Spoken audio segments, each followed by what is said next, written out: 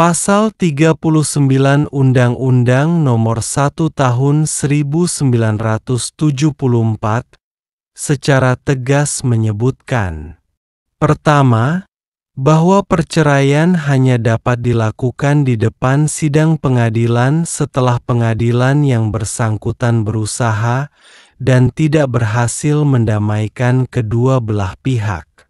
Kedua, bahwa untuk melakukan perceraian harus ada cukup alasan bahwa antara suami istri itu tidak akan dapat hidup rukun sebagai suami istri. Dan yang ketiga, bahwa tata cara perceraian di depan sidang pengadilan diatur dalam peraturan perundang-undangan. Bila dicermati ketentuan pasal 39 tersebut, dalam penjelasannya pada ayat 2.4, secara terang benderang dijelaskan bahwa salah satu alasan yang dapat dijadikan dasar untuk perceraian adalah salah satu pihak melakukan kekejaman atau penganiayaan berat yang membahayakan terhadap pihak yang lain. Selain dari penjelasan pasal 39 ayat 2 huruf D Undang-Undang Nomor 1 Tahun 1974 mengenai alasan perceraian karena adanya kekejaman atau penganiayaan berat yang membahayakan terhadap pihak yang lain, juga diatur dalam pasal 19 huruf D Peraturan Pemerintah Nomor 9 Tahun 1975. Nah, untuk mencermati dan memahaminya sepenuhnya atas adanya alasan perceraian ini, tentu hakim yang memeriksa dan mengadili perkara gugatan cerai memiliki keleluasaan maupun kebebasan dalam menginterpretasi maupun memberikan penilaian apakah suatu perbuatan yang dilakukan oleh salah satu pihak termasuk kategori membahayakan pihak lain atau tidak. Bahkan hakim dalam urusan yang menyangkut rumah tangga yang berujung pada perceraian dengan alasan nomor 4 di atas, hakim sangat dituntut sensitivitasnya dan menghubungkannya dengan ketentuan perundangan lainnya seperti Undang-Undang Nomor 23 Tahun 2004 tentang penghapusan kekerasan dalam rumah tangga atau KDRT. Dan juga terhadap Undang-Undang Nomor 23 Tahun 2002 tentang perlindungan anak. Perlu dipahami bahwa kekerasan seperti penganiayaan berat merupakan bagian yang terkait dengan kekerasan fisik sebagaimana dimaksud dalam pasal 5 huruf A dan pasal 6 Undang-Undang Nomor 23 Tahun 2004, yakni kekerasan fisik adalah perbuatan yang mengakibatkan rasa sakit, jatuh sakit, atau luka berat. Kekerasan fisik yang dimaksud pun adalah akibat penganiayaan yang didapati perlukaan bukan karena kecelakaan atau non-aksidental. Tak sebatas hanya kekerasan fisik semata.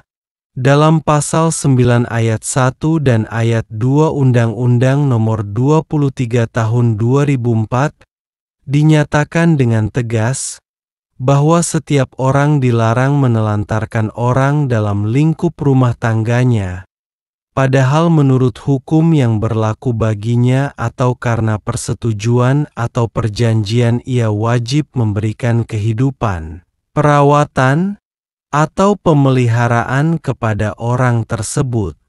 Pengertian pelantaran juga berlaku bagi setiap orang yang mengakibatkan ketergantungan ekonomi dengan cara membatasi dan strip atau melarang untuk bekerja yang layak di dalam atau di luar rumah, sehingga korban berada di bawah kendali orang tersebut. Memang, kata penelantaran sama sekali tidak ada disebutkan di dalam alasan-alasan perceraian.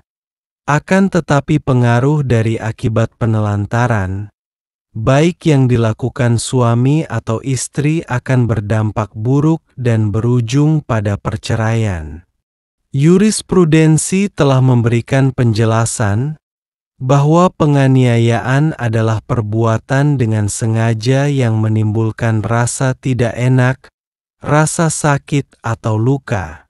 Artinya perbuatan yang dilakukan salah satu pihak suami atau istri yang menimbulkan rasa tidak enak, rasa sakit berat atau luka berat dapat dikategorikan sebagai penganiayaan berat.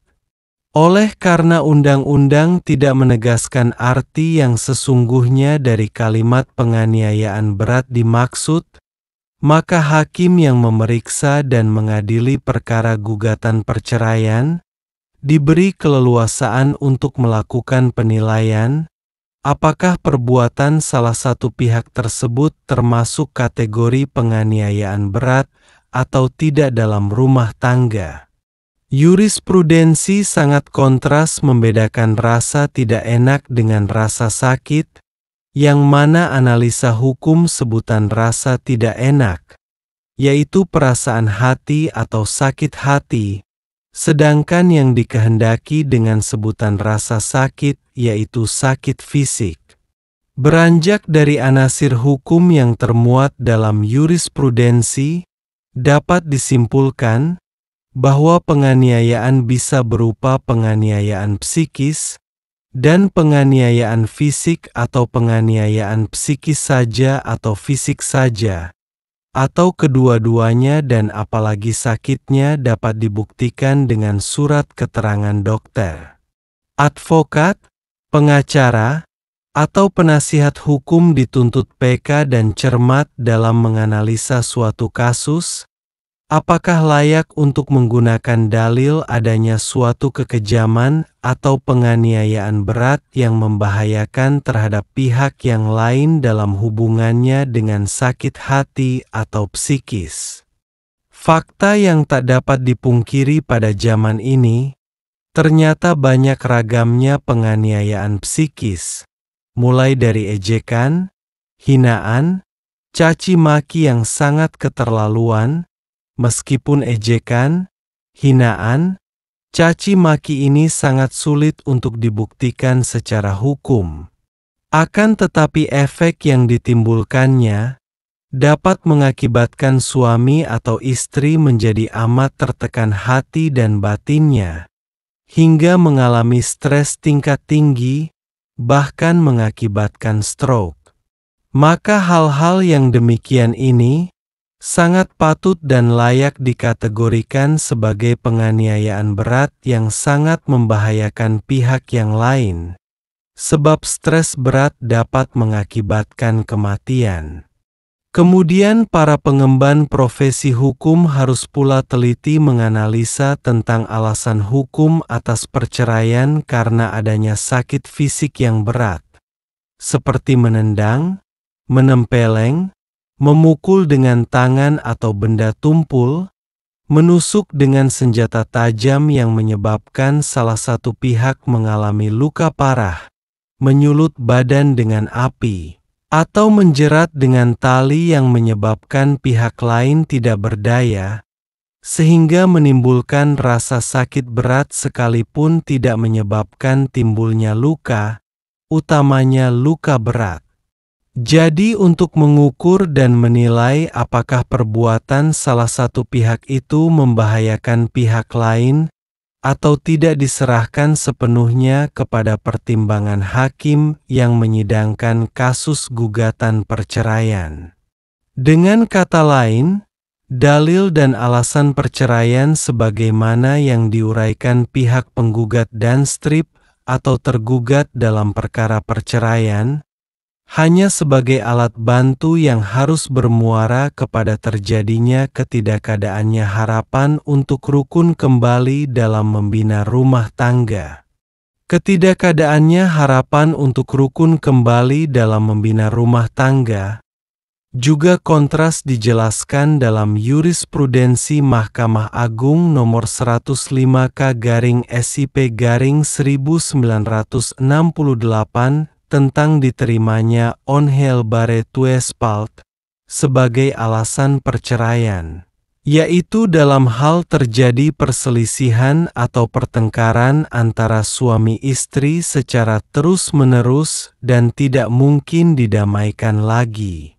Tak sampai di situ, kompleksitas akibat hukum atas putusnya perkawinan karena perceraian ialah akibat terhadap mantan istri, anak, harta bersama, dan lain sebagainya. Bahkan juga konsekuensi dari adanya kekerasan dalam rumah tangga atau KDRT, seperti adanya korban yang membutuhkan pula perlindungan korban dari tindak kekerasan. Memang akhir-akhir ini, kekerasan dalam rumah tangga menjadi penyebab tingginya perceraian di Indonesia, utamanya di Kota Medan. Sehingga dalam prosesnya sangat diperlukan tindakan pemisahan sementara waktu terhadap suami istri, agar tidak berlanjut terjadinya KDRT tersebut. Adanya strategi dan tindakan pemisahan seperti ini merupakan konsekuensi logis sebagai satu upaya atau tindakan sementara yang sangat efektif dan nyata bersifat memberikan perlindungan hukum terhadap korban tindak kekerasan, baik fisik dan psikis. Sebab, dengan adanya beberapa kasus kekerasan yang marak terjadi dalam rumah tangga, menjadi satu bukti peluang akan terjadinya atau berlanjutnya kekerasan yang tetap akan terbuka terjadi di kemudian hari. Demikian, semoga apa yang dibahas ini dapat bermanfaat. Salam dari advokat, pengacara dan penasihat hukum dari Kantor Hasudungan Silaen dan rekan di Medan. Atas perhatiannya, dihaturkan terima kasih. Sayonara.